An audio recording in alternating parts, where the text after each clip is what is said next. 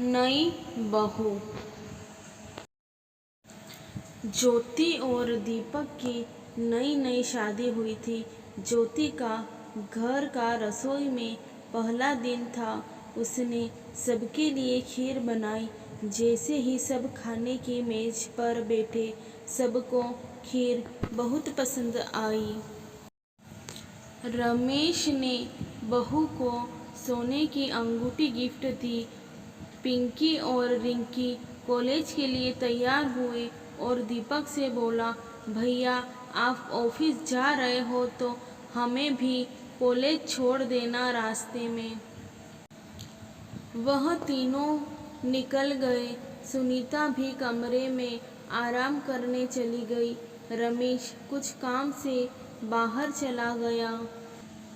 ज्योति ने सारा काम निपटाया और वह भी कमरे में चली गई आराम करने। नया नया घर था, सब कुछ नया लग रहा था उसे। कुछ दिन तो ऐसे ही बीत गए। समय से सारा काम निपटा लेती। एक दिन अचानक उसकी तबीयत खराब हुई और वह उठ नहीं पाई।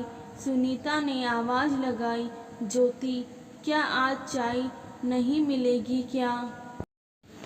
ज्योति ने बोला, मम्मी जी आज तबीयत ठीक नहीं है। थोड़ी देर में रिंकू और पिंकी भी आई। अरे अभी तक खाना नहीं बना, हमारे जाने का समय हो रहा है। भाभी का तो रोज का ही है, कुछ ना कुछ होता रहता। सुनीता बोली, आज तू ही बना लो खाना। वह दोनों बोली, हम बनाएंगे खाना। हम कॉलेज की कैंटीन में ही खा लेंगे। इतनी ज्योति आई और बोली, नहीं नहीं मैं बना लूँगी खाना। इस बीमारी की हालत में ज्योति ने फिर सबके लिए खाना बनाया और काम निपटाया।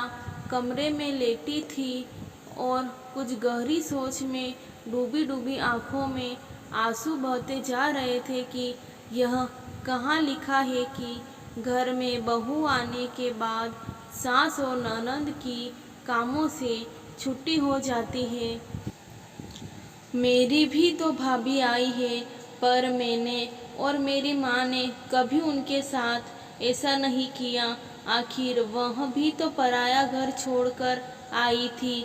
मैंने तो हमेशा उन्हें बड़ी बहन समझा और मेरी माँ ने बेटी। फिर मेरे साथ ऐसा क्यों होता है?